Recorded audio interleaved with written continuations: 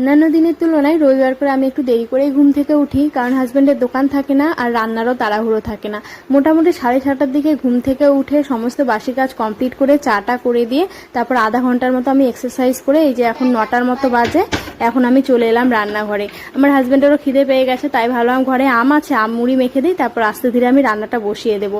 ও বাজারে যাবে আম মুড়ি। আমগুলো হচ্ছে আমাদের গাছের, আর এগুলো খেতেও কিন্তু প্রচন্ড মিষ্টি। এদিকে মেয়ে উঠে পড়েছে, আর মেয়েকে পড়ানোর কথা বলতে হয় না, মানে দিনে 1000বার বই নিয়ে বসবে।